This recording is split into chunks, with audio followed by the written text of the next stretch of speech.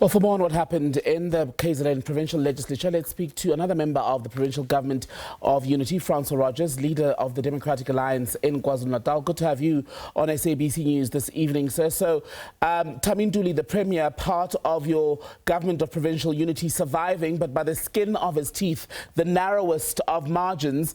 How stable is the KZN Provincial Government going forward?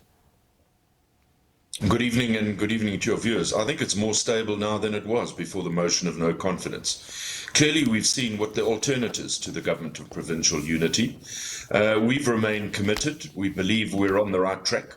We've inherited a handicapped province, as it were, and we're certainly focused on turning the situation around. So, if anything, I think what happened today makes us more focused.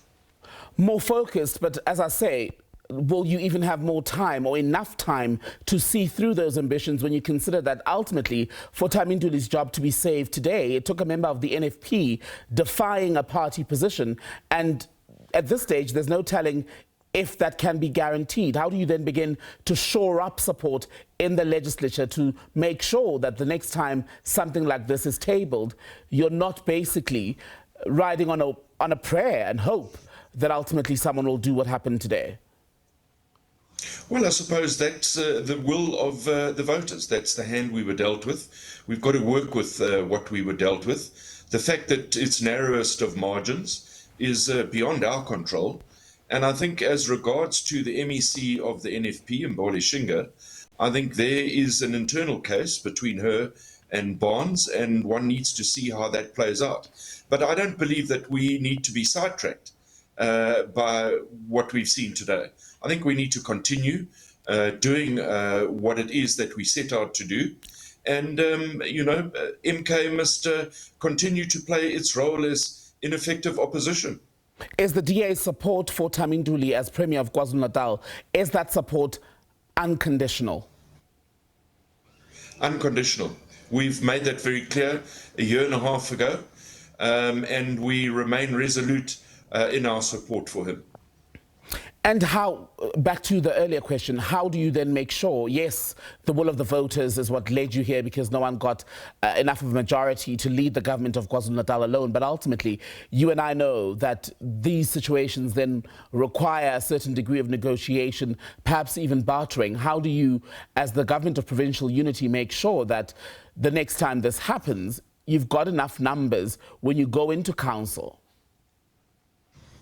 Well, of course, we have to work with what we have, and that's the ANC, that's the IFP, and that's the NFP. I can't speculate as to whether Mbole Shinga will be recalled.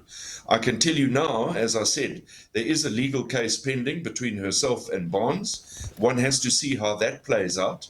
We've made it very clear from the Democratic Alliance, the MK is not in our sights to cooperate with. They've made it very clear they won't work with us. And they won't work with the ANC while President Ramaphosa is there as president. So we have to work around those particular challenges. That's the reality. There's no silver bullet here. Let's talk then about the scuffles, Francois, that we saw during and after today's vote. Members of the police service being brought in. At some point, the Speaker was almost prevented from leaving the legislature. Members of the MKP clearly displeased. What tone do you think that sets for politics in the KZN Provincial Legislature going into the new year? I think it's a sad day for democracy and for politics in KwaZulu-Natal. I don't think we've ever seen scenes like this in our history post-1994. And, today I was just thinking of the July unrest, and we all know what caused that insurrection. And clearly this is a form of insurrection. When you're not happy with a ruling by the Speaker, and she made it very, very clear on numerous occasions that the MK was fully entitled to challenge her ruling legally. But yet they decided they'd rather try and take the law into their own hands and destabilize what should have been a process of voting. So, but Francois, so in terms of the concerns of people in KwaZulu-Natal who saw what happened in council today. I mean, you've just referenced the violence that we saw in 2021 in that very province where hundreds of lives were ultimately lost. How do we guarantee the people of KwaZulu-Natal that all of these skirmishes don't lead to some sort of spillover without being hyperbolic, of course, or exaggerating the extent of what happened today? Absolutely. We don't have a good history of tolerance in KwaZulu-Natal, although we believe we've done a lot to try and calm those tensions down. And I believe now's the time for level heads. As you say, this has the potential to escalate, but this is where leaders of political parties, and I called on the previous Premier in the previous administration, when we were having political killings, that we have dialogue, even if we have differences with other political organizations. At the end of the day, we need to protect the interests of the people, no matter what party we represent. Francois Rodgers, DA leader in KwaZulu-Natal, good to talk to you. Thank you so much for your time. So Thami Ntuli from the IFP, remaining Premier of KwaZulu-Natal tonight after a motion for his removal tabled by the uMkhonto weSizwe party failed by a narrow margin.